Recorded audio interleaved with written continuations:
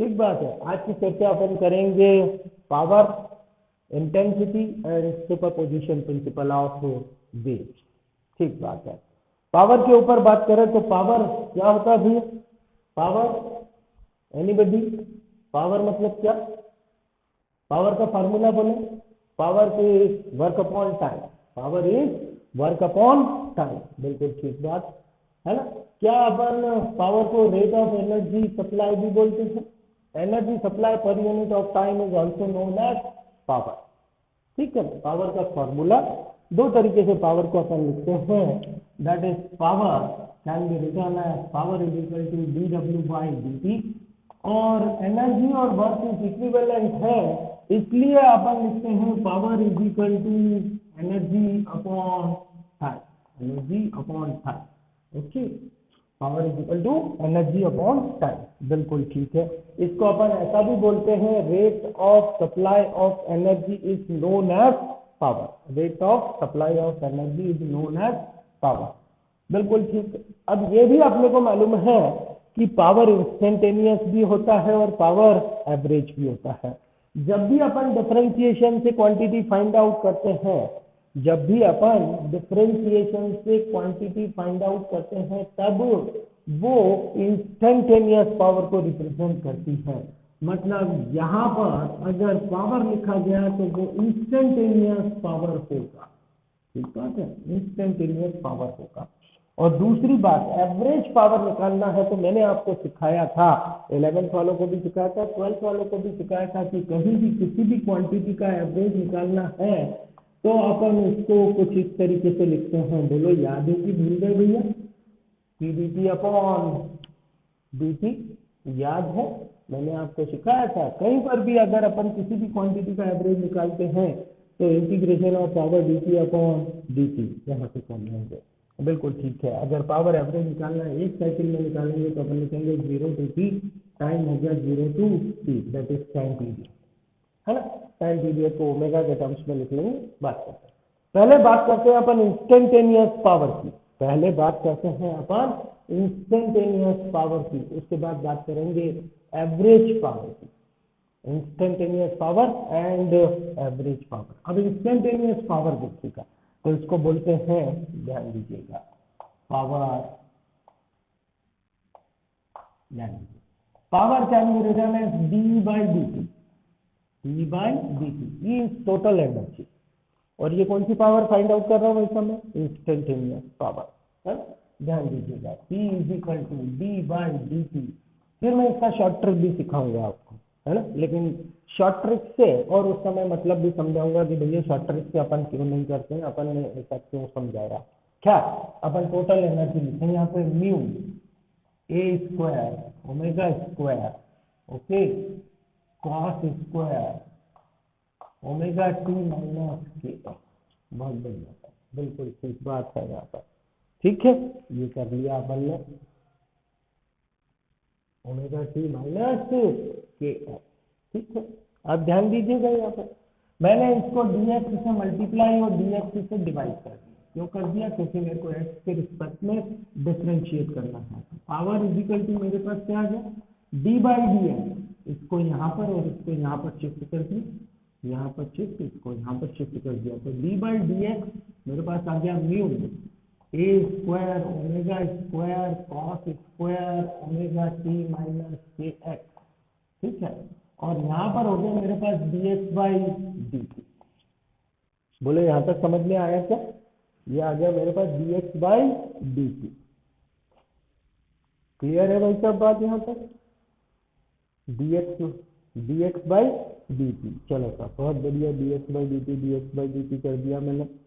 अब ध्यान से देखें अपन, तो D X by D T को लिखा जा सकता है जी, तो पावर मेरे पास क्या आ गया, मतलब म्यू कांस्टेंट है ना, ए स्क्वायर कांस्टेंट है, ओमेगा स्क्वायर कांस्टेंट है, कॉस स्क्वायर ओमेगा टी, है ना,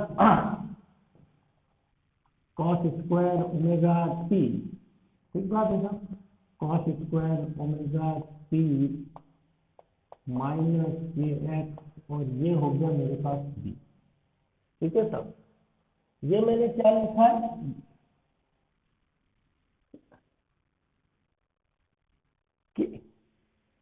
ना, ध्यान ध्यान ध्यान ध्यान ध्यान ध्यान दे नहीं साहब, आप फिर से ध्यान दीजिएगा। डीई बाई डी टी, ये डीई बाई डी टी, ये पूरी की पूरी कहानी लिख लेता हूँ। नहीं समझ में आया दिव्यांश भाई, डिफरेंशिएट करने की जरूरत ही नहीं है, फिर से देखिए, फिर से देखें, है ना, फिर से देखिए, देखो आपको समझ में आ जाएगा। डीई बाई डी टी, मेरे को चाहिए डीई बाई डी टी, ध्यान से देखो। और दूसरे तरीके से समझाता हूँ, मैं लिखता हूँ डी बाई डी टी, इसको dx बाई डी एक्स कर दिया। क्यों कर दिया भाई साहब dx बाई डी एक्स? क्योंकि मेरे पास dt बाई डी एक्स है, मतलब इसको E भी लिख सकते हैं, टोटल एनर्जी। ठीक है, ये E और T दोनों एक ही बात है ना। अब डी बाई डी टी की जगह पर मेरे को चाहिए डी बाई डी एक्स, तो देखिएगा मैंने लिख लिया डी बाई डी एक्स, और यहाँ पर मेरे पास आ गया D X by D T. अभी बोलो यहाँ तक ठीक है क्या, सभी को क्लियर है? देखें साहब, हाँ या ना बोले, यहाँ तक क्लियर है? ठीक है। अब डी बाई डी एक्स की वैल्यू तो यही है ना भाई,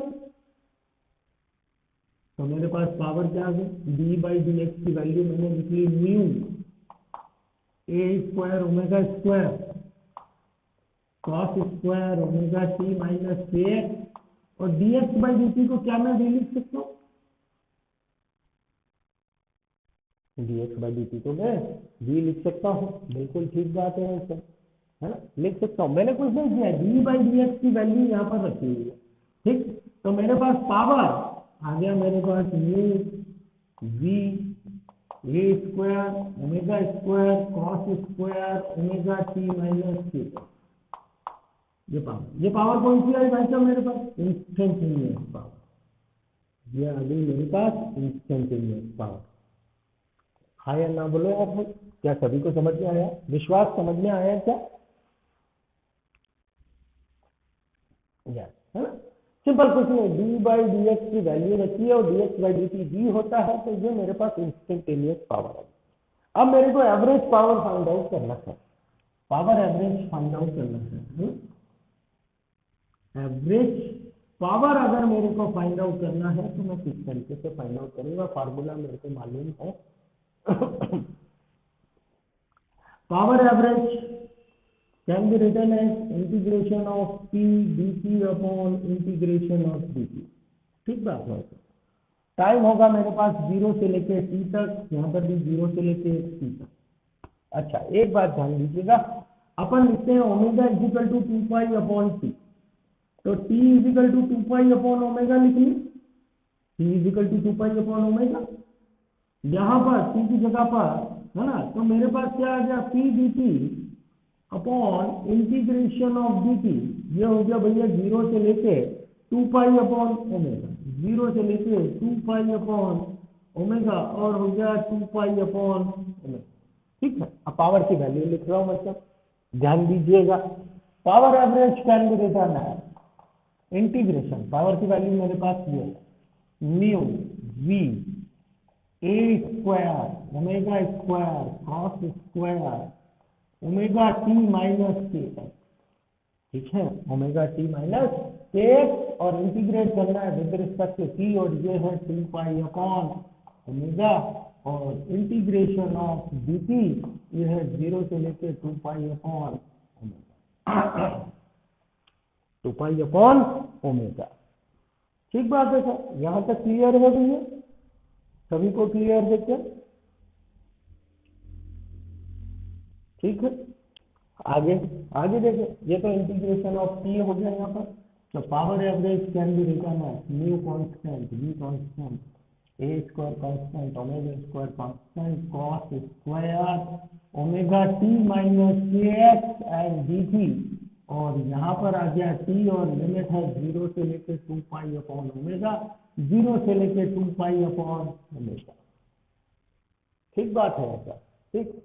तो यहाँ पर पावर एवरेज, बायो वाले इसको डायरेक्ट याद रख सकते हैं, मैथ वालों के लिए ध्यान दीजिएगा भाई साहब, है ना। यहाँ पर मेरे पास नीचे लिख लेता हूँ 2 पाई अपॉन ओमेगा, ये लिख लिया, ये लिखा और ये लिखा, 0 लिखने की कोई मतलब नहीं है। Integration of cos square omega T, cos square omega T minus K X and D, ठीक है, 0 से लेकर 2 पाई अपॉन ओमेगा। याद रखिएगा ये वाला इंटीग्रेशन अपने को बहुत बार मिलेगा।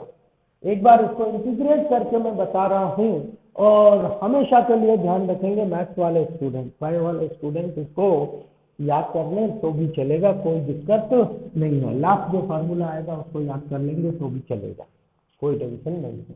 ठीक है, ध्यान दीजिएगा, अपने को मालूम रहता है कॉस, हाँ कॉस 2 थीटा, एक मिनट में, बिल्कुल ठीक, cos 2 theta can be written as 2 cos square theta, 2 cos square theta -1। तो यहाँ से cos स्क्वायर थीटा निकालेंगे तो अपने पास आएगा cos square theta is equal to 1 plus cos 2 theta upon 2, 1 plus cos 2 theta upon 2, ये आएगा भाई साहब अपने पास। ठीक है, इसकी जगह पर यहाँ पर रख दिया, तो power average can be written as mu V A square omega square upon 2 pi upon omega, 2 pi upon omega, और इसको अपन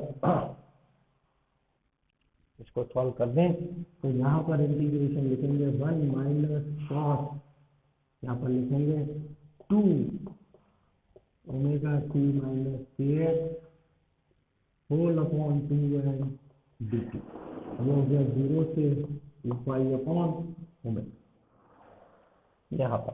ठीक है, अब इसको इंटीग्रेट किया जाएगा। मैथ वाले इंटीग्रेशन ध्यान रखेंगे कैसे करते हैं, हमेशा अगली बार जब होगा तब सिखाऊंगा नहीं, डायरेक्ट सॉल्व करूंगा, इसलिए सीख लीजिए। हालांकि मैं ये सिखा चुका हूँ आपको, फिर भी एक बार सॉल्व कर रहे हैं। Mu V A square omega square upon 2 pi upon omega. ठीक बात है भाई साहब, सही लिखा है, कुछ गलत तो नहीं चल रहा भैया, चेक करते रहना। यहाँ पर लिख दें integration of 1 D T minus integration of cos 2 theta that is 2 omega T minus K X and D T whole upon 2, उस 2 को बाहर निकाल दें या ऐसा लिख दें, ये अपॉन 2, इसको सिंप्लीफाई करना है, इसको सिंप्लीफाई करना है। तो मेरे पास ध्यान दीजिएगा 1 का हो गया टी, आगे ध्यान दीजिएगा लिमिट है मेरे पास 0 से लेके 2 पाई अपॉन ओमेगा, 0 से लेके 2 पाई अपॉन ओमेगा, चलेगा साहब। Power average can be written as, power average can be written as mu V, आगे आया ए स्क्वायर ओमेगा स्क्वायर और नीचे 2 पाई अपॉन ओमेगा, तो चल ही रहा है, 2 पाई अपॉन ओमेगा तो चल रहा है, इसका इंटीग्रेशन हो गया dt, यहाँ पर इसका इंटीग्रेशन dt और लिमिट रखी तो आ गया 2 पाई अपॉन ओमेगा। यहाँ पर देखने लगता कॉस है ना, कॉस, कॉस का हो गया -5, हो गया -5 इंटीग्रेशन में से, कॉस का माइनस साइन, ये बोर्ड से बाहर तो नहीं जा रहा है, हाँ बोर्ड से बाहर, हाँ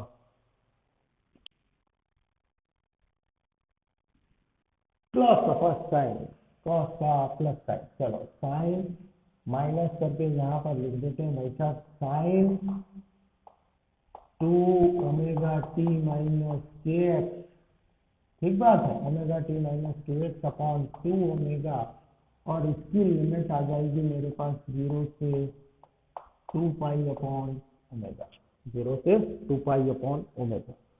ध्यान दीजिएगा यहाँ पर अगर मैं 2 पाई अपॉन ओमेगा टी रखता हूँ, इधर सॉल्व नहीं कर रहा हूँ, इधर समझिएगा, 2 पाई अपॉन ओमेगा यहाँ पे रखता हूँ टी की जगह पर, ठीक है, तो मेरे पास क्या हो गया, ओमेगा ओमेगा कैंसिल हो गया, बचा कितना मेरे पास 2 पाई, साइन 2 पाई मतलब साइन 360, साइन 360, साइन 360 मतलब कितना हो गया भाई साहब मेरे पास 0, साइन 360 मेरे पास कितना हो गया 0, क्या ये बात समझ में आई, साइन 360 हो गया मेरे पास 0, यहाँ पर के एक्स तो कांस्टेंट है, तो उसका अगर मैं इसका अंदर मल्टीप्लाई करता हूँ, अंदर मल्टी इसका omega T minus K X का भी इंटीग्रेशन करना पड़ेगा ना अपने को, तो के एक्स का इंटीग्रेशन यहाँ पर होगा नहीं मेरे पास, तो ये मेरे पास आ गया 0, और अगर मैं 0 लिखता हूँ तो मेरे पास आ गया 0, मतलब ध्यान से समझे, ये टोटल मेरे पास अमाउंट आ जाएगा 0, टोटल अमाउंट हो जाएगा मेरे पास 0, टोटल अमाउंट क्या हो गया भैया मेरे पास 0। कौन सा वाला टर्म, ये वाला टर्म हो गया 0। तो मेरे पास बचा 2 पाई अपॉन ओमेगा, और यहाँ पे सबसे नीचे 2 जो चल रहा है, ये वाला 2 अपनी जगह पर है, ये वाला 2 अपनी जगह पर है।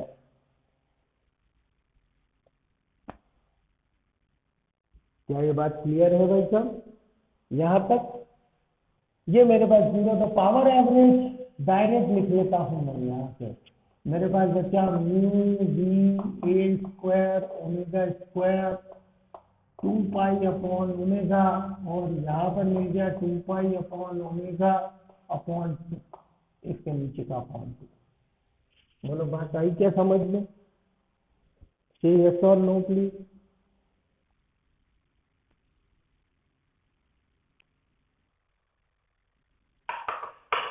क्लियरिटी है भाई सब बात में? चलो साहब ठीक बात है, यहाँ से यहाँ ये कैंसिल हो गया, वो कैंसिल हो गया। अब आपके पास power average is equal to आ गया 1/2, सॉरी 1/2, 2 इधर से, अच्छा ये इसी के नीचे है तो 1/2, 1/2 mu V A square omega square, 1/2 we A square omega square, 1/2। ठीक बात है, इस फॉर्मूले को आप ध्यान रखें, बायो वाले तो डायरेक्ट ध्यान रखें, कोई दिक्कत नहीं है इसमें।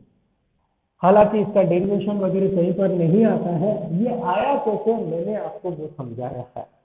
ठीक बात है, मैंने आपको ये समझाया, power average is equal to 1/2 mu V A square omega square is average power.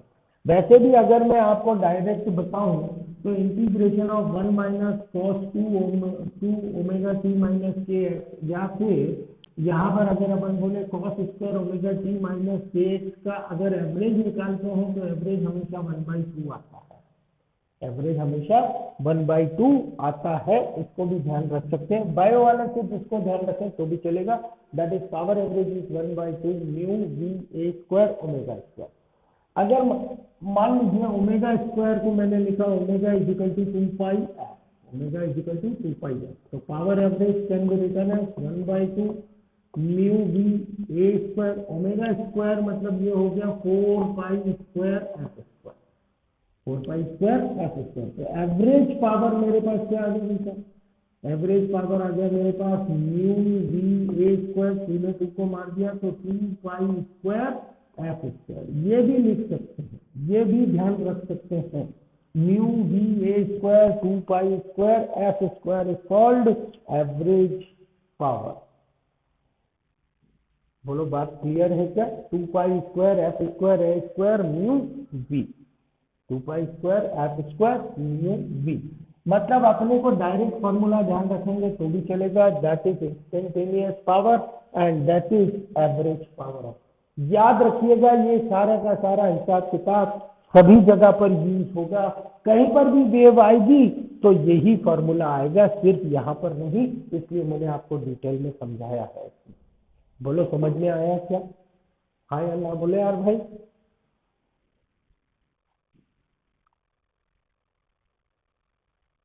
ठीक है, क्लियरिटी है? खींचिएगा, इसका स्क्रीनशॉट खींच लीजिए, और अगर हो जाए तो देखिए अपन आगे बढ़ रहे हैं। एक और चीज मैं आपको बताता हूँ, इसे शॉर्ट ट्रिक भी बताता हूँ कि शॉर्ट ट्रिक से अपन कैसे निकालते हैं इसको, तो आपको समझ में आ जाएगा। लेकिन अपने को ये समझ में नहीं आता कि पोटेंशियल एनर्जी क्यों मैक्सिमम और क्यों मिनिमम दोनों सेम जगह पर होती है, इसलिए ये सारी की सारी कहानी मैंने आपको एक्सप्लेन की है। ठीक बात है वैसे? अरे हाँ या ना तो बोलो यार भैया, कुछ तो बोलो। धर्मेंद्र भाई, हाँ धर्मेंद्र भाई, सिर्फ फार्मूला ध्यान रखें तो भी चलेगा, तो भी चलेगा। इसको हटाऊं क्या?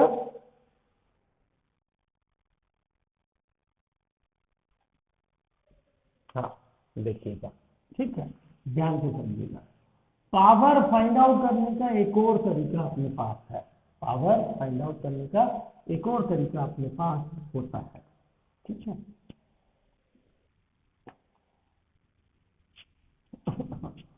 जो बहुत शॉर्ट तरीका है लेकिन उससे अपने को ये कहीं पर भी समझ में नहीं आता कि भाई पोटेंशियल एनर्जी क्या होती है, काइनेटिक एनर्जी क्या होती है, और दोनों सेम क्यों होते हैं, और एसएचएम की तरह क्यों नहीं होता है उसके ऊपर।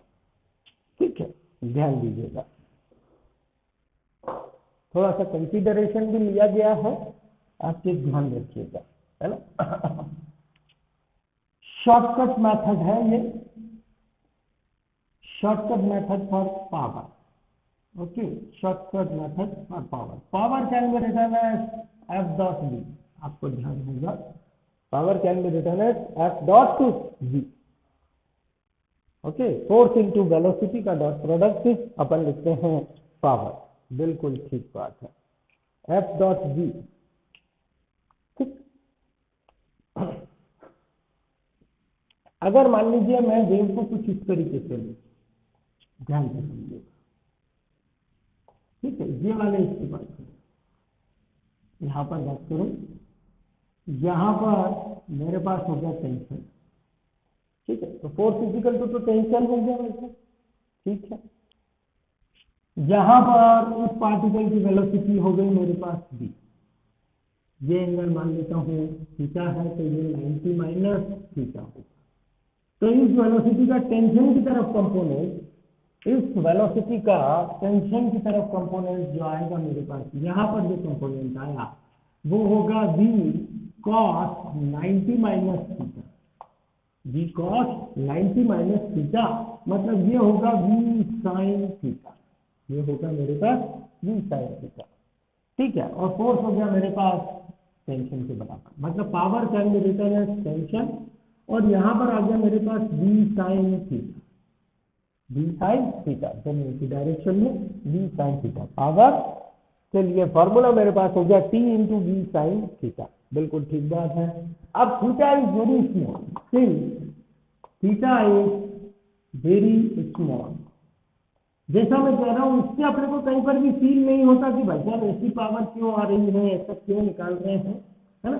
Theta is very small, theta is very small, इसका मतलब मैं यहाँ पर लिख सकता हूँ sine theta almost equals to theta and tan theta is almost equals to theta. That will be the consideration.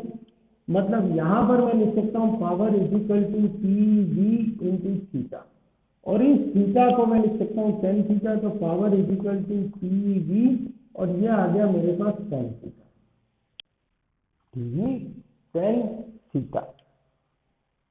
ठीक है भाई साहब, ठीक, टी वी tan थीटा। अच्छा, tan थीटा क्या लिखा जा सकता है? tan थीटा होता है स्लो, tan थीटा होता है स्लो, तो पावर इजिकल टू मैं लिखूंगा टी वी। वी को क्या लिख सकते हैं अपन? वी को लिख सकते हैं D by by D T, that is डबा वाई बाई, और स्लो को क्या लिख सकते हैं? डबा वाई बाई डबा एक्स, डबा वाई बाई डबा एक्स। बिल्कुल ठीक। आगे आगे लिखा तो पावर इजिकल टू मेरे को मालूम है कि v equal to under T by mu होता है, तो t can be written as mu v square, can be written as mu v square. ठीक बात है वैसे, न्यू v स्क्वायर लिखा जा सकता है यहाँ पर।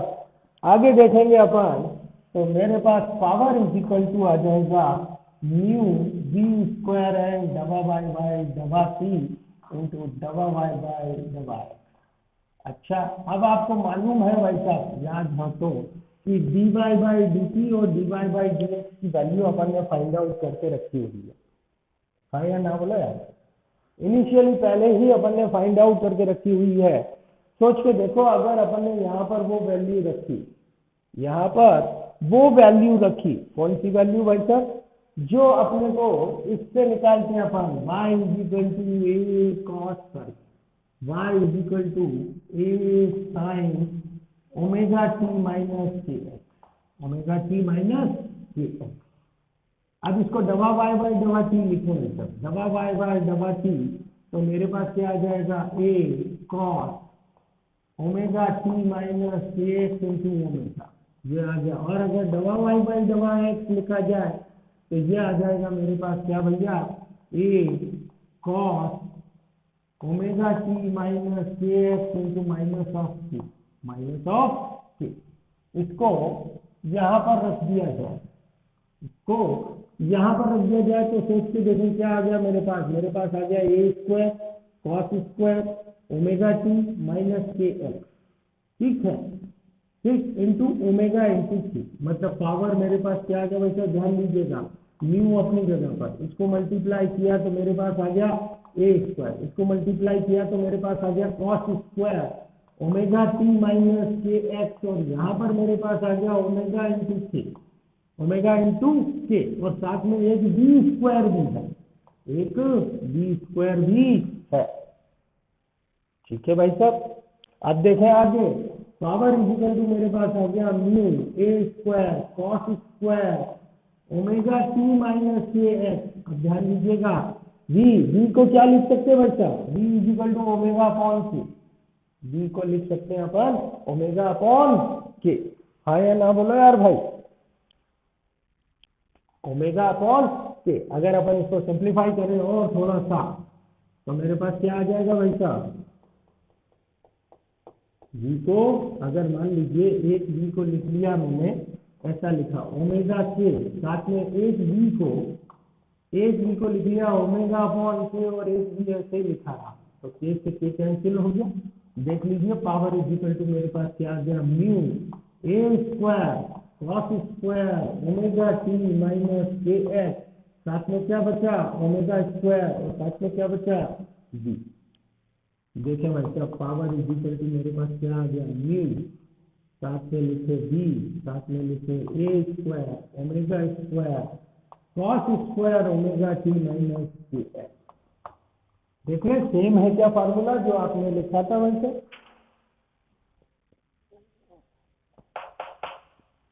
पावर का, ठीक बात है। इससे ये है शॉर्टकट, लेकिन इससे कहीं पर भी अपने को समझ में नहीं आता कि यार ऐसा क्यों है, ठीक है। यहाँ से एनर्जी का भी अपने को कोई आइडिया नहीं मिलता, सिर्फ पावर का एक फॉर्मूला यहाँ पर निकाल के रख दिया। ये एक शॉर्ट ट्रिक है, ये मैंने इसलिए बताया कि इसको आप बुक्स में देखेंगे, ऑल्दो इसका डेरिवेशन है, किसी चीज की अपने को जरूरत नहीं है, अपन डायरेक्ट ये वाला फार्मूला ध्यान रख सकते हैं। ये एक और तरीके से मैंने आपको समझाया, ठीक बात है, इसे बोलते हैं पावर। ये अच्छा ये बताओ, ये एवरेज पावर निकाला कि इंस्टेंटेनियस पावर निकाला?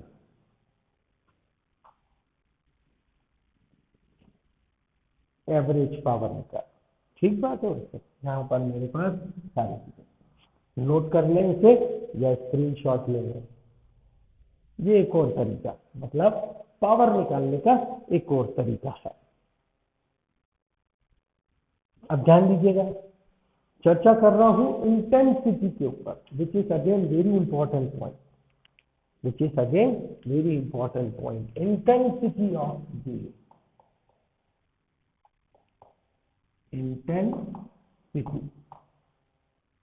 इंटेंसिटी ऑफ वेव, ठीक है।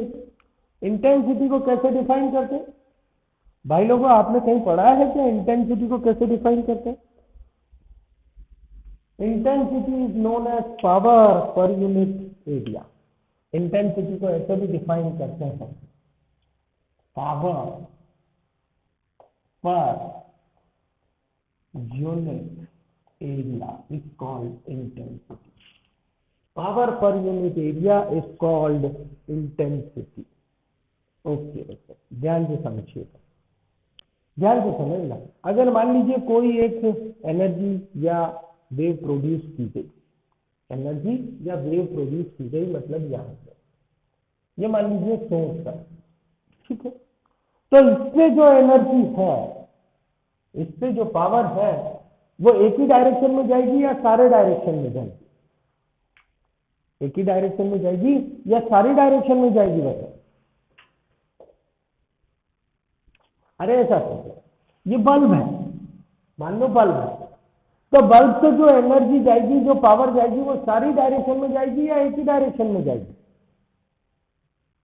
सारी डायरेक्शन में जाएगी। अगर सारी डायरेक्शन, अगर मैंने यहाँ पर बल्ब लगा दिया, अगर मैंने यहाँ पर बल्ब लगा दिया, तो इसकी एनर्जी यहाँ पर भी, यहाँ पर भी, यहाँ पर भी, यहाँ पर भी, यहाँ पर भी सब दूर जाएगी। और अगर मान लो मैंने एक सरफेस बनाया तो वो सरफेस कैसा मिलेगा भाई साहब मेरे को, उसका शेप कैसा होगा, स्फेरिकल शेप होगा। बिल्कुल ठीक है, उसका शेप कैसा होगा, स्फेरिकल शेप होगा। मतलब ये ध्यान रखिएगा, ये सिर्फ यहीं के लिए नहीं, सभी दूर के लिए इंटेंसिटी ऐसे ही लिखी जाती है, चाहे वो लाइट सोर्स हो, चाहे वो साउंड सोर्स हो, चाहे वो वेव का सोर्स हो, या और किसी चीज का सोर्स हो, रेडिएशन का सोर्स हो, इंटेंसिटी ऐसे ही लिखी जाती है। मतलब यहाँ से जो इंटेंसिटी निकली वो ऐसी ऐसी, सॉरी एनर्जी निकली वो ऐसी ऐसी ऐसी सारी डायरेक्शन में जाती है। और अगर मान लीजिए मैंने आर डिस्टेंस ले लिया और एक ऐसा शेप बनाया, तो ये बताओ ये शेप सर्कल है कि गोला है, ये शेप सर्कल है कि गोला है, वैसे गोला है, बिल्कुल ठीक बात है। ये मेरे पास स्फीयर है, और स्फीयर का एरिया कितना होता है भैया, स्फीयर का एरिया कितना होता है, स्फीयर का एरिया होता है ए इजिकल टू 4πr²। स्फीयर का एरिया होता है 4πr²। मतलब अगर मैं यहाँ पर इंटेंसिटी फाइंड आउट करना चाहूँ तो आई इजिकल टू लिखूंगा पावर अपॉन एरिया, तो I is equal to power power power upon area मतलब 4πr²। This is the formula for intensity. This is the formula for intensity. अच्छा, अब पावर का formula भी अभी लिखा भैया अपन, पावर का फार्मूला भी अभी लिखा अपन, लिखा कि नहीं लिखा, पावर का फॉर्मूला अभी लिखा हुआ है अपन ने, ठीक है। अब इसी से देखें तो इसकी यूनिट क्या आ गई, इसी से देखें तो इसकी यूनिट आ गई वाट पर मीटर स्क्वायर, वाट पर मीटर स्क्वायर। अब पावर का फॉर्मूला अपन ने लिखा है, एवरेज पावर का फॉर्मूला यहाँ पर लिख लिया जाए, एवरेज पावर का फॉर्मूला यहाँ पर लिख लिया जाए, ठीक बात है। एवरेज पावर का फॉर्मूला आपने को मालूम है, आई इजिकल टू क्या है भाई साहब बोले, एवरेज पावर का फॉर्मूला यहाँ पर, एवरेज पावर का फॉर्मूला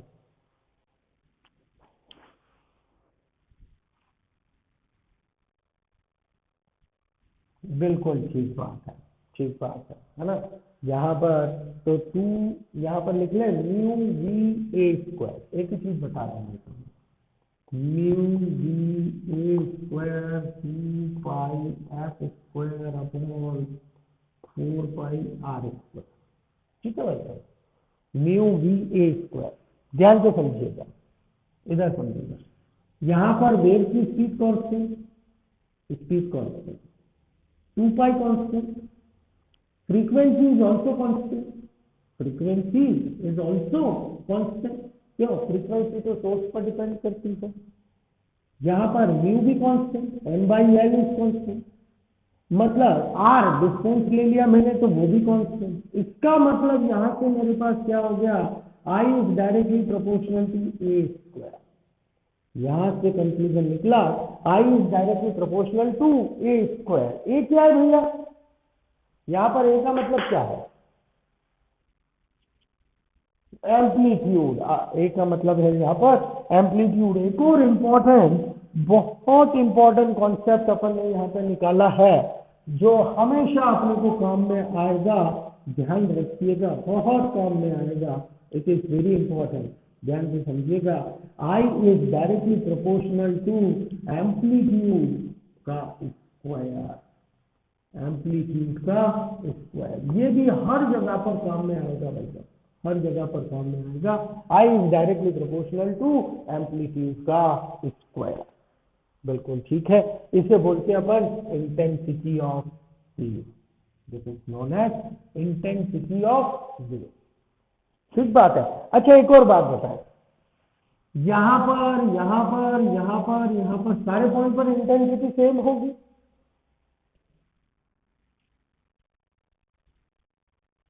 हाँ या ना बोले यार मैं, अरे distance R R R R R पर बोले तो इंटेंसिटी सेम होगी, होगी कि नहीं होगी? क्योंकि गोला है तो इंटेंसिटी सेम होगी। बिल्कुल ठीक बात है भाई साहब, इंटेंसिटी सेम है यहाँ पर ईच एंड एवरी पॉइंट पर। देखिए आर को कांस्टेंट ले लिया तो इंटेंसिटी सेम होगी, इंटेंसिटी सेम होगी। बिल्कुल ठीक। अच्छा, अब इसी के ऊपर एक सवाल देखते हैं, आपको और भी थोड़ा सा फील हो जाएगा इंटेंसिटी का मतलब। एक एग्जांपल देखना। मान लीजिए मेरे पास यहाँ पर एक सोर्स है, यहाँ पर ले लिया मैंने एक सोर्स है, यहाँ से एक ऑब्जर्वर ले लिया मैंने 2r डिस्टेंस पर, और एक ऑब्जर्वर ले लिया मैंने r डिस्टेंस पर, एक ऑब्जर्वर ले लिया मैंने r डिस्टेंस पर। ठीक है, इसको कैपिटल r मान लीजिए। ये 2r पर ले लिया, यहाँ पर मैंने r पर ले लिया। ठीक है, ये ले लिया मैंने ऑब्जर्वर 1 और ये ले लिया मैंने ऑब्जर्वर 2। एक ऑब्जर्वर ऊपर ले लिया, एक ऑब्जर्वर नीचे ले लिया। ठीक है,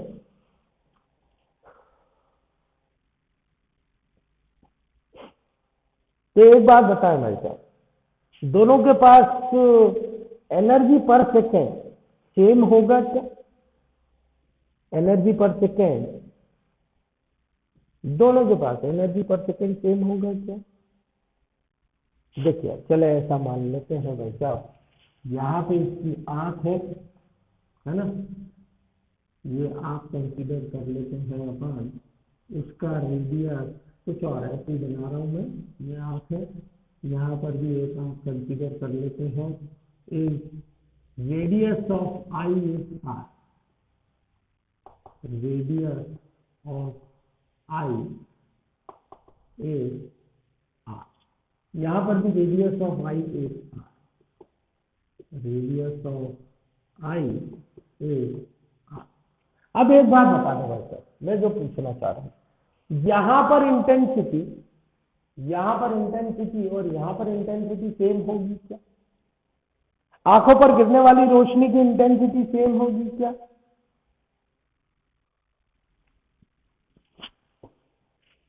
नहीं होगी। बिल्कुल ठीक बात है, नहीं होगी, है ना, नहीं होगी। ठीक है, दोनों पर सेम नहीं होगी। क्यों नहीं होगी भाई साहब? यहां पर तो सेम ले रहे हो आप, यहां पर तो सेम ले रहे हो हर पॉइंट।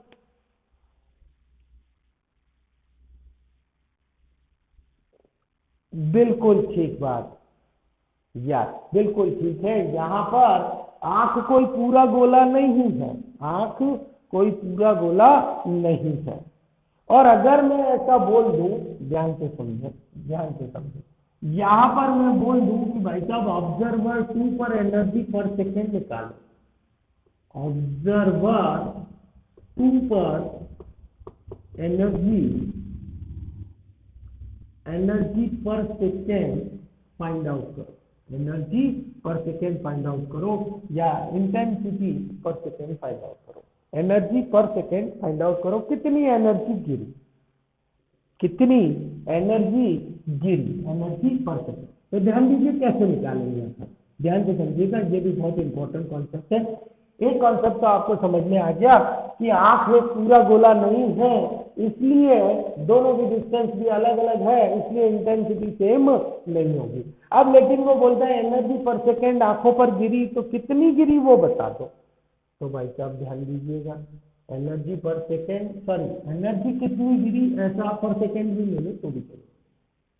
चलो एनर्जी पर सेकेंड, ध्यान से समझिएगा, इंटेंसिटी किसे बोलते हैं अपन? Intensity power upon area, power upon area per unit area. Intensity is power per unit area, power है ना, पावर पर यूनिट एरिया। बिल्कुल ठीक है भाई, पावर पर यूनिट एरिया, बिल्कुल ठीक। पावर पर यूनिट एरिया, और आंखों का एरिया कितना हो गया? आंखों का एरिया हो गया पाई आर स्क्वायर। सो है ना, इंटेंसिटी पर यूनिट एरिया पर इतनी गिरी, तो pi are square pi are square पर पावर कितनी, पाई आर स्क्वायर पर कितनी एनर्जी, पाई आर स्क्वायर पर तो क्या हो जाएगा मेरे पास आई इंटू पाई आर स्क्वायर। क्या ये बात समझ में आई हम सब, ये वाली बात नहीं आई समझ। देखो ऐसे देखो, इधर समझ, इधर समझ, फिर से समझेगा। यूनिट एरिया पर कितनी गिरी भाई साहब, यहां पर लिख दो, यहीं पर लिख देता हूं, यूनिट एरिया पर कितनी,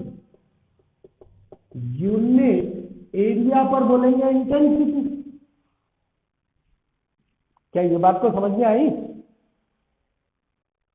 अरे एनर्जी पर सेकेंड मतलब क्या होता है, एनर्जी पर सेकेंड मतलब पावर में यार भाई, एनर्जी पर सेकेंड मीन्स पावर है ना। यूनिट एरिया पर इंटेंसिटी आई है, यूनिट एरिया पर इंटेंसिटी कितनी है भाई साहब, आई है। तो पाई आर स्क्वायर पर इंटेंसिटी कितनी होगी, pi are square area, pi are square area पर कितनी होगी, पाई आर स्क्वायर एरिया पर क्या I into pi are square लिख दूं, हाँ या ना बोलो यार भाई, I into pi are square लिख देता हूं, I into pi are square लिख दिया बच्चा। अरे यहां तक समझ में आया क्या, तो लिख देता हूं आई की वैल्यू लिख देता हूं, आई की वैल्यू लिख देता हूं, यहां पे लिख रहा हूं, जगह ऊपर थोड़ा सा जगह है, बिल्कुल ठीक, power upon 4 pi are square, power upon 4 का एरिया तो यही लेगा ना भाई साहब, लेकिन आंखों पर कितनी गिरी, आंखों पर गिरी पाई आर स्क्वायर। बोलो क्या ये बात समझ में आई क्या, पहले देखो,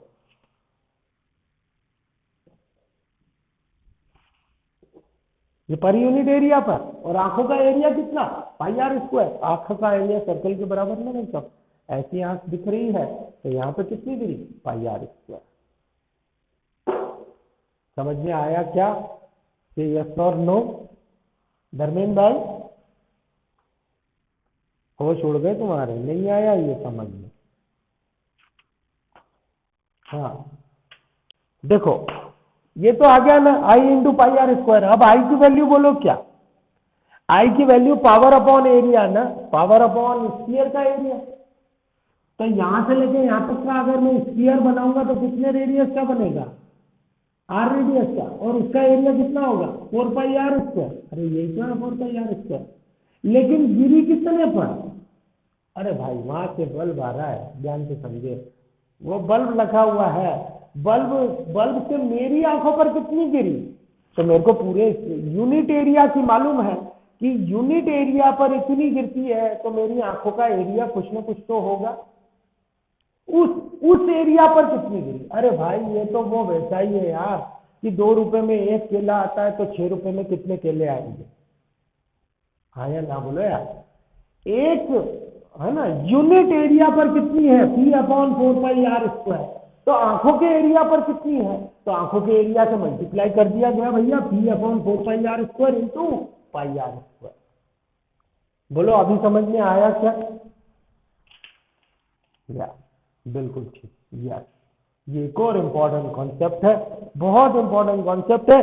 आप लोग सिर्फ फॉर्मूले ध्यान रखेंगे तो भी आप लोगों का काम चलेगा, लेकिन याद रखिएगा intensity is proportional to square of amplitude, जो अपन हर जगह पर यूज करेंगे इसको। और एक और बात याद रखिएगा 11th वालों, इसी चीज से आप 12th में भी एनकाउंटर्ड होगे, हर जगह पर ये, जब अपन वेव ऑप्टिक्स पढ़ेंगे तो भी ये आएगा, ईएम वेव्स पढ़ेंगे तो भी ये आएगा, और ऐसा का ऐसा ही सॉल्व किया जाएगा वहां पर, क्योंकि बच्चा वेव की इक्वेशन तो ऐसे ही होगी, पोटेंशियल एनर्जी काइनेटिक एनर्जी सब ऐसा का ऐसा ही होगा, मतलब ये मामला पूरा का पूरा 12th में भी आएगा। ठीक बात है, ये अभी 11th में आप लोगों ने पढ़ा भी होगा, रेडिएशन जब हीट ट्रांसफर कर रहे हैं तो पावर ऑफ रेडिएशन भी यही होती है, सॉरी इंटेंसिटी ऑफ रेडिएशन भी यही होती है, और इसी तरीके से निकाला जा सकता है आंखों पर कितना रेडिएशन गिरेगा तो भी ऐसे पता लगाया जा सकता है। रेडिएशन की इक्वेशन भी ये की यही होती है, पावर एवरेज भी यही निकलेगी, इंस्टेंटेनियस पावर भी यही निकलेगी, same as it is, same as it is. अगर यहाँ पर अपने को ये बात क्लियर है तो आगे अपने को जरा भी दिक्कत नहीं आती है। बोलो समझ में आया है क्या? हाँ या ना बोले भाई? इसका स्क्रीनशॉट ले लो या छाप लो। मैं फिर से एक और बार रिपीट कर रहा हूँ, ये लोग बात पढ़ाते ही नहीं हैं, उनको ये कॉन्सेप्ट खुद को ही क्लियर नहीं होते हैं कि ऐसा क्यों होता है। ये मैंने शॉर्ट ट्रिक से भी आपको निकाल के बताया पावर कैसे निकालेंगे, लेकिन इससे अपने को कहीं पर फील नहीं आती है, यहाँ से समझ में नहीं आता है भाई साहब थीटा क्यों स्मॉल है, वेलोसिटी क्यों ऊपर ले रहे हैं और ये ऐसा क्यों होता है। वहां से जो अपन ने डिटेल में किया है वहां से बिल्कुल फील आती है कि अच्छा ऐसा है। इसलिए छाप लो भाई साहब, देखिएगा। अब बाकी की आगे का जो वेव का पोर्शन है वो बहुत आसान आसान आपको लगेगा, बहुत आसान लगेगा, बहुत ही आसान। देखो चर्चा कर रहे हैं सुपरपोजिशन प्रिंसिपल, सुपरपोजिशन प्रिंसिपल।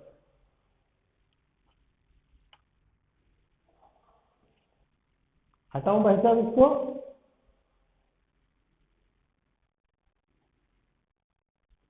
हाँ देखें बेटा, सुपरपोजिशन प्रिंसिपल, सुपरपोजिशन प्रिंसिपल यहां से आपने मान के चलिएगा जेई मेंस और नीट में क्वेश्चन आते हैं, जेई मेंस और नीट में क्वेश्चन आते हैं।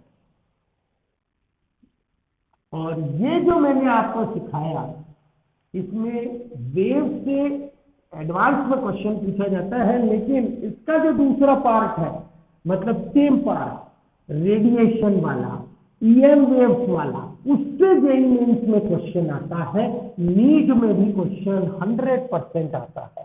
मतलब इंटेंसिटी से रिलेटेड, पावर से रिलेटेड, एनर्जी से रिलेटेड क्वेश्चन पूछा ही जाता है। ठीक है, आइए एक और कॉन्सेप्ट समझते हैं जो आपको लगेगा बिल्कुल बच्चों जैसा है। क्यों? क्योंकि आपने मोस्ट डिफिकल्ट थिंग सीख ली है, superposition principle. Superposition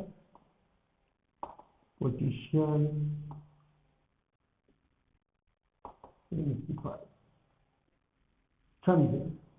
when two or more waves reaches at a point at the same time,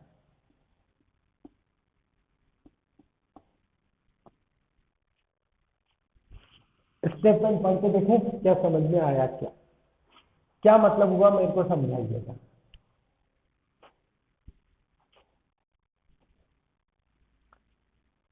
anybody? Dharmendra भाई बोले, विश्वास इसका मतलब बोले, यश इसका मतलब क्या होगा?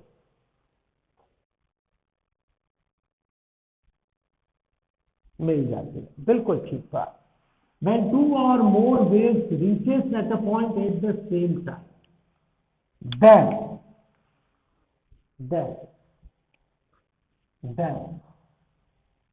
displacement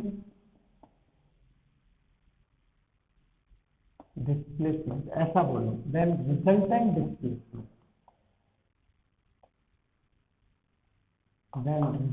displacement, of particle is vector sum of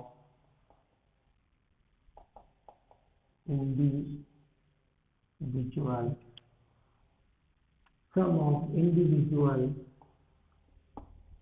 displacement produced by wave।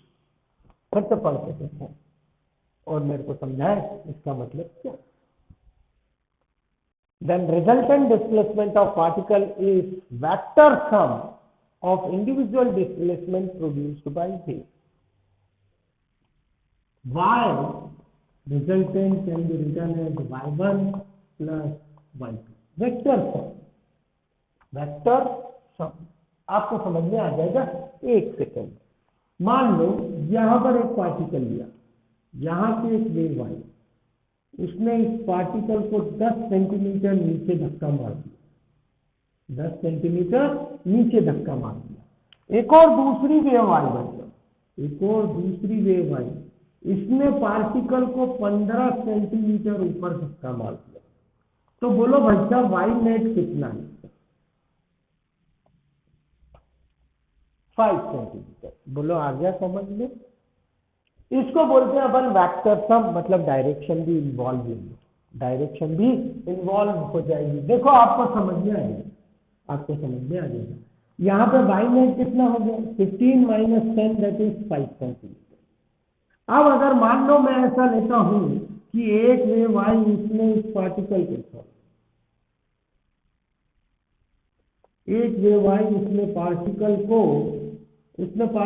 10 centimetre नीचे धक्का मार दिया, ठीक बात है। एक और वेव आई, एक और वेव आई, उसने पार्टिकल को 15 सेंटीमीटर नीचे धक्का मार दिया। तो बोलो भाई साहब वाई नेट कितना? 25 सेंटीमीटर। 15 + 10 25 सेंटीमीटर।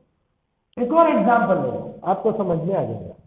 एक और एग्जाम्पल ले लो, आपको बिल्कुल क्लियर हो जाएगा वेक्टर सम मतलब क्या। मतलब मैंने आपको बोला कि बाकी ये सारी चीजें आपको बच्चों जैसी लगेंगी, इसमें कुछ खास बात नहीं है, कोई रॉकेट साइंस नहीं है। जितना भी रॉकेट साइंस था वेव में, वो मैं आपको सिखा चुका हूँ, ठीक है? ध्यान दीजिए, समझना भाई साहब।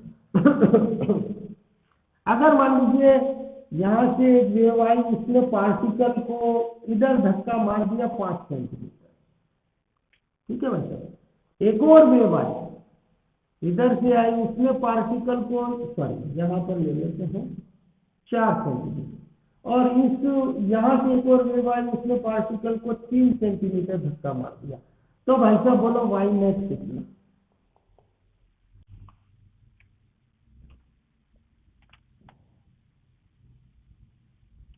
5 सेंटीमीटर। कैसे निकाला भैया आपने? √3² + 4²। क्या आपने इसको डायरेक्ट ऐड कर दिया था? अरे क्या इसका डिस्प्लेसमेंट 7 सेंटीमीटर होगा क्या? 7 सेंटीमीटर नहीं होगा, 5 सेंटीमीटर होगा। तो भाई साहब 5 सेंटीमीटर आपने निकाला कैसे, ये तो बताओ। बिल्कुल पाइथागोरस थ्योरम से, बिल्कुल सही बात है, पाइथागोरस थ्योरम से। इसका नेट डिस्प्लेसमेंट इस तरफ आएगा ना भाई साहब। अरे पैरेललोग्राम लॉ ऑफ वेक्टर्स लगाया आपने, √3² + 4² + 2 × 3 × 4 × cos 90। अब cos 90 की वैल्यू होती है 0, इसलिए इसको डायरेक्ट लिख सकते हैं Y net can be written as √3² + 4², that is this is called vector sum. बोलो सुपरपोजिशन प्रिंसिपल समझ में आया क्या है? It's superposition principle. अच्छा था।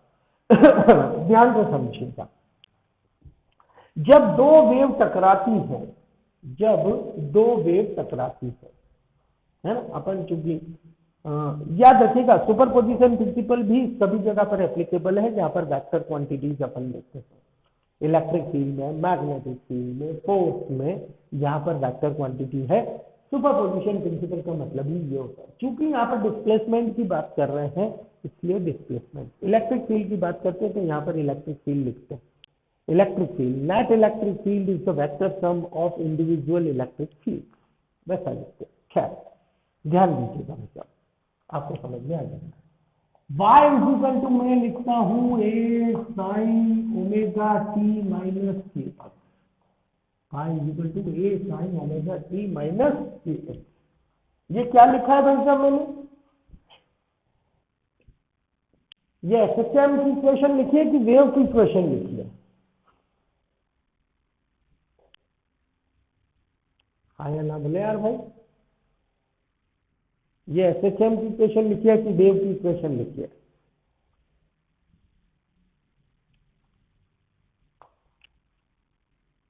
एसएचएम की इक्वेशन कैसे कह रहे हो? एसएचएम की इक्वेशन लिखी है।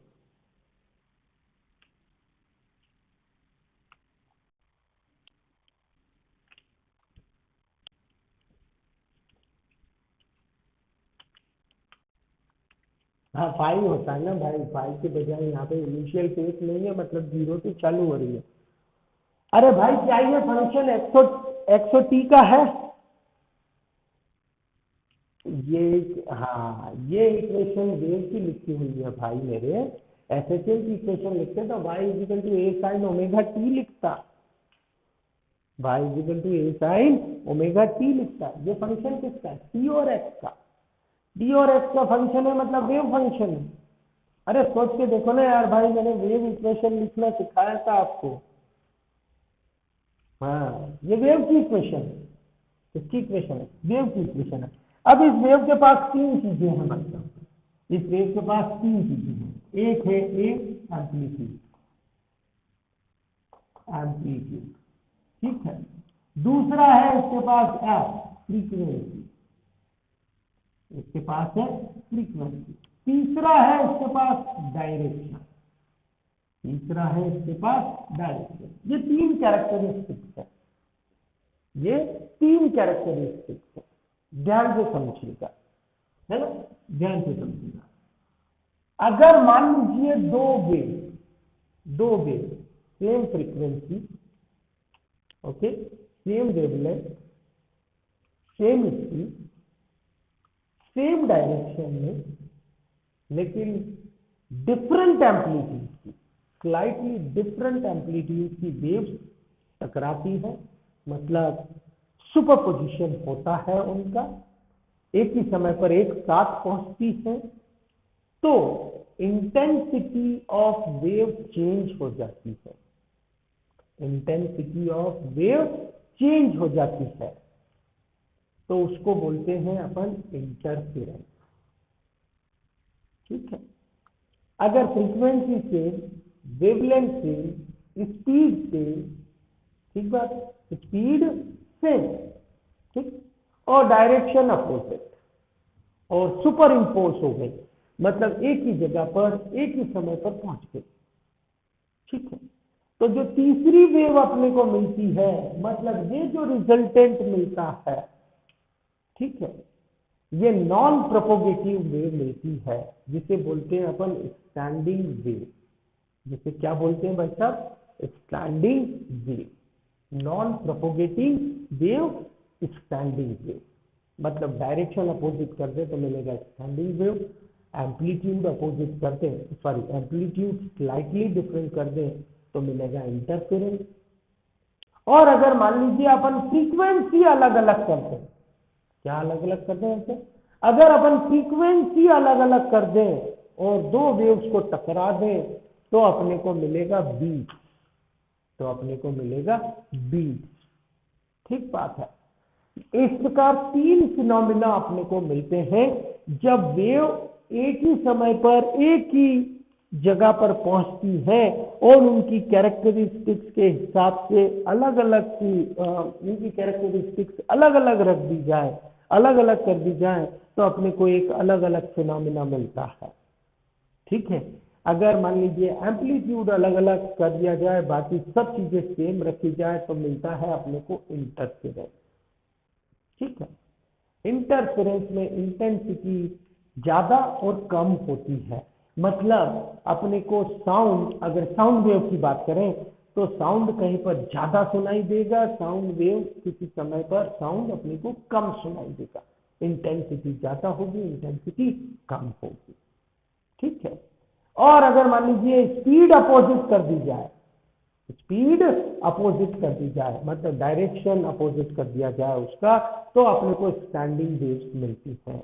स्टैंडिंग वेव्स को स्टेशनरी वेव भी बोलते हैं और नॉन प्रोपोगेटिव वेव भी बोला जाता है। तीसरा, अगर अपन फ्रीक्वेंसी अलग अलग कर दें और दो वेव को एक ही जगह पर पहुंचा दें एक ही समय पर, तो अपने को बीट्स सुनाई देते हैं, ओके, बीट्स सुनाई देते हैं। मतलब यहाँ पर अपने को अलग अलग कैरेक्टरिस्टिक्स के हिसाब से अलग अलग चीजें मिलती हैं। अगर मान लीजिए अपन पहला ऐसा लिखें, ध्यान से समझिएगा, ध्यान से समझिएगा, ठीक है। पहला फिनोमेना अपने को मिलता है इंटरफेरेंस। इंटरफेरेंस में क्या है भैया? When two wave of same, मैं एक एक पूरा नहीं लिख रहा हूं, अगर frequency, wavelength, speed and direction, मेरा ख्याल है ये समझ में आया होगा। Two wave of same frequency, same wavelength, same speed and same direction, but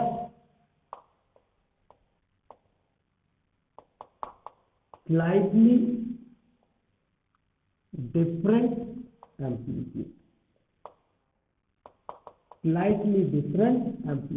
that is A1 and A2 are superimposed.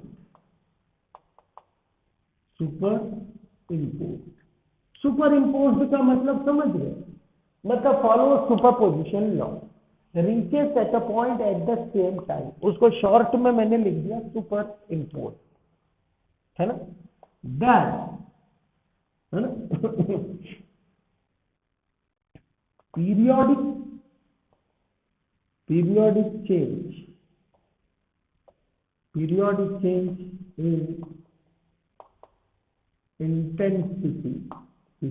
change in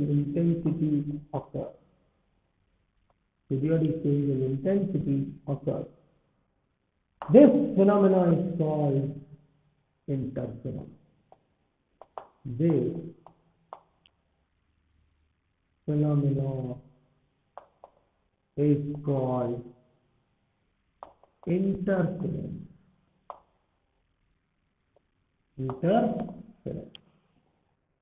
okay, मतलब अलग अलग एम्पलीट्यूड वाली वेव्स एक ऐसे आ रही टकराने के बाद आगे बढ़ेंगी, तीसरी वेव बढ़ेगी, तो किसी पॉइंट पर इंटेंसिटी मैक्सिमम हो जाएगी, किसी पॉइंट पर इंटेंसिटी मिनिमम हो जाएगी, मतलब change in intensity occurs.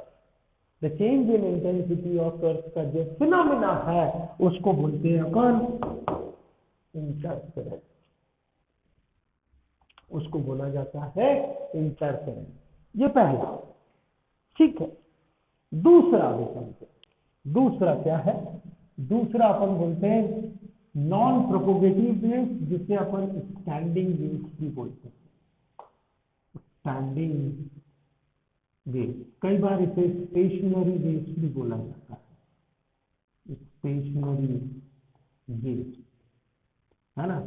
Non प्रोपोगेटिव waves भी बोला जाता है।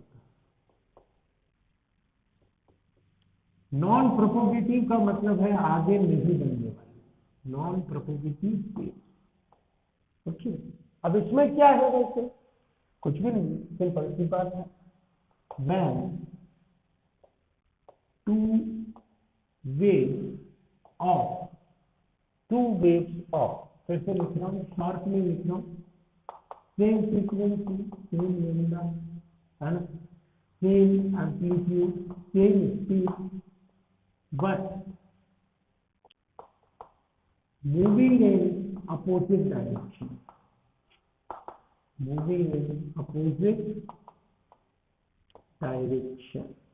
आर सुपरइम्पोज्ड, ठीक है। एक कैरेक्टरिस्टिक चेंज करती है, डायरेक्शन चेंज करती है। यहाँ पे एम्पलीट्यूड चेंज किया था, यहाँ पर डायरेक्शन चेंज कर दी, but moving in opposite direction are superimpose, then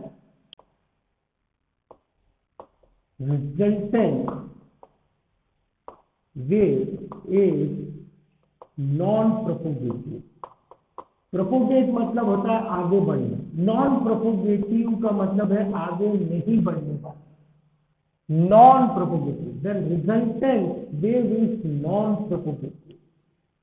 okay, which is called stationary wave, which is called standing wave, which is called standing wave. Okay, ये 11th के syllabus का एक बहुत इंपॉर्टेंट पार्ट है। ये 11th के syllabus का एक बहुत इंपॉर्टेंट पार्ट है स्टैंडिंग वेव। इंटरफेरेंस ये 12th में है, ये 12th में है। Interference, okay, interference of light wave, interference of light wave 12th वालों ने पढ़ा होगा भाई साहब, ये YDAC पढ़ा होगा, ये यस, इलेक्ट्रोमैग्नेटिक वेव में भी पढ़ा होगा इंटरफेरेंस। हालांकि अपन इसके ऊपर भी चर्चा करेंगे, अपन छोड़ेंगे कुछ भी नहीं, है ना, इंटरफेरेंस। ठीक है, स्टैंडिंग वेव ये दूसरा फिनोमेना हुआ। अब तीसरा फिनोमेना समझो, जिसको बोलते हैं अपन beat.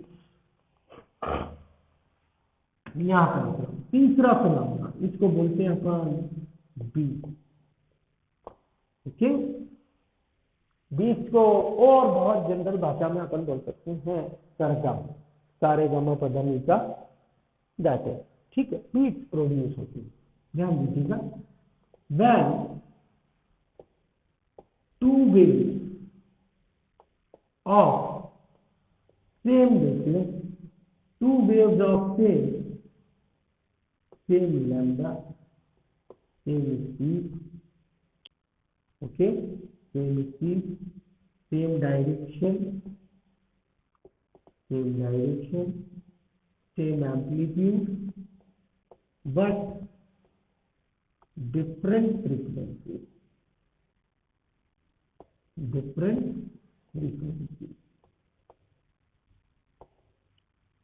are superimposed।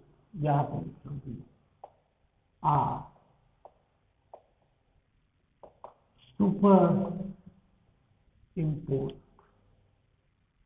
then beats are formed,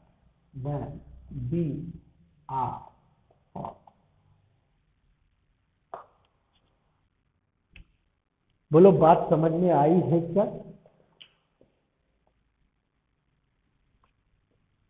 क्या कहते हो दिव्यांश भाई?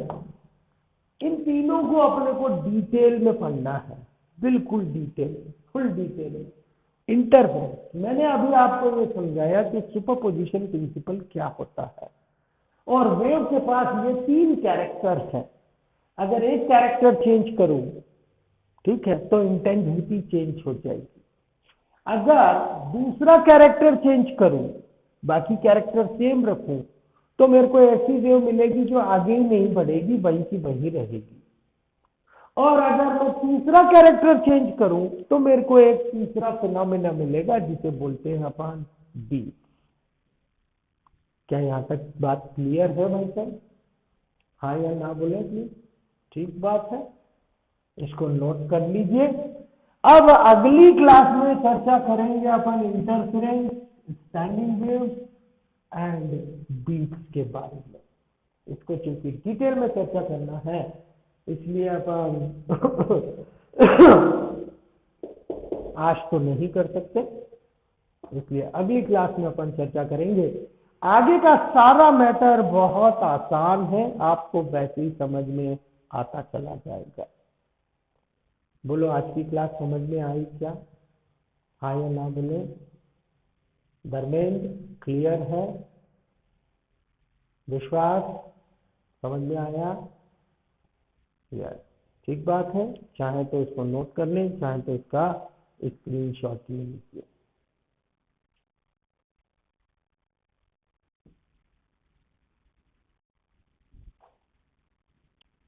ठीक है,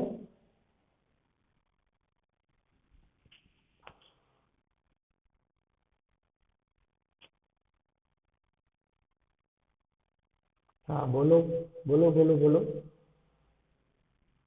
जो लोग मीटिंग लेफ्ट करना चाहते हैं वो लेफ्ट कर दीजिए। मैं और कुछ अगर डाउट है तो पूछ लीजिए। यस, समझ में आया क्या बेटा? कुछ डाउट हो तो जरूर पूछना, और जो मैंने फॉर्मूले बताए हैं वो फॉर्मूला जरूर ध्यान रखना है, ठीक है। क्लियरिटी है, लेक्चर में क्लियरिटी है बेटा? ओके, फाइन फाइन, ठीक है, ओके। अभी कुछ डाउट हो तो पूछ सकते हैं, बाकी मीटिंग को लीव करना चाहें लीव कर सकते हैं। हाँ दिव्यांश बोलो।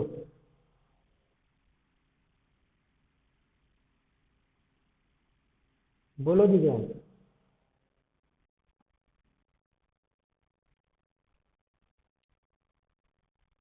मैग्नेटिक मैग्नेटिक इंटेंसिटी क्या लिखा है उसमें?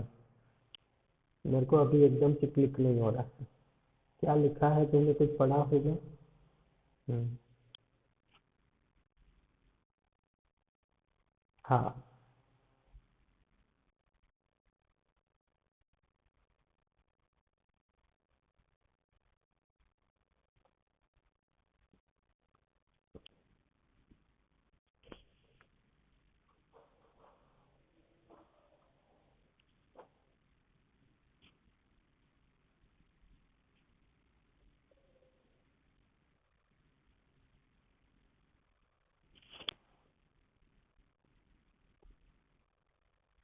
हम्म हम्म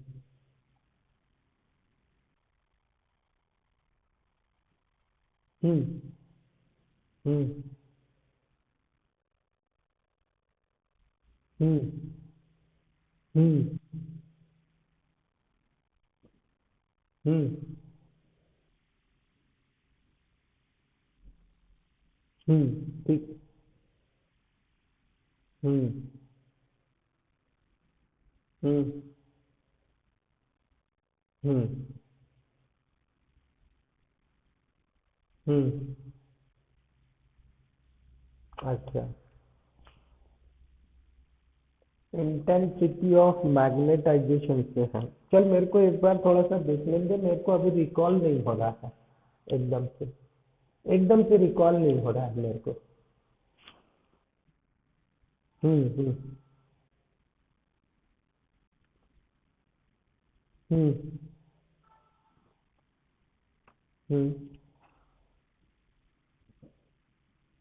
हम्म हम्म हम्म हम्म हम्म हम्म इलेक्ट्रिक फील्ड, हाँ। हम्म हम्म हम्म हम्म।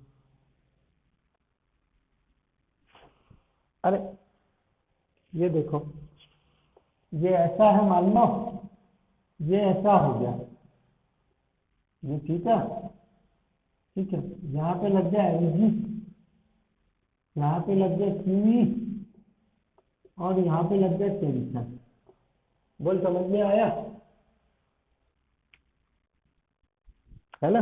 ऐसा ही फिगर बना था ना, ठीक है। अब देख, ऐसे ही बना था, तो ये यहाँ पर ऐसा ले लिया मैंने, ठीक है। ये एंगल मेरे पास हो गया थीटा, ये एंगल हो गया मेरे पास 90 माइनस थीटा,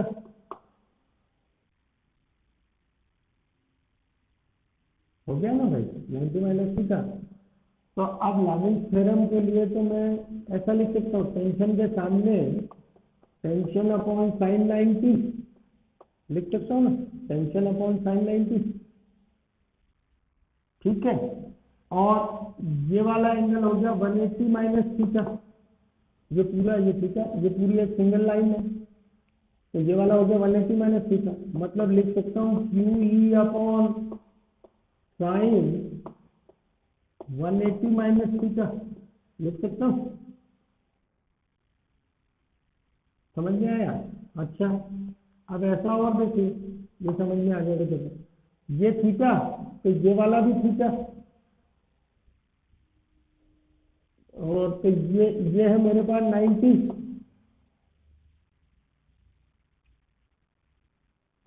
है ना 90, ये यहाँ से लेके यहाँ तक, ये वाला,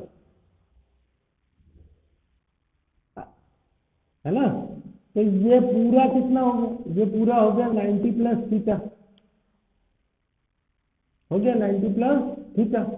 तो अब आगे लिख लें mg upon sine 90 plus theta. अब जो चाहिए वो निकाल लो। आया समझ में आया?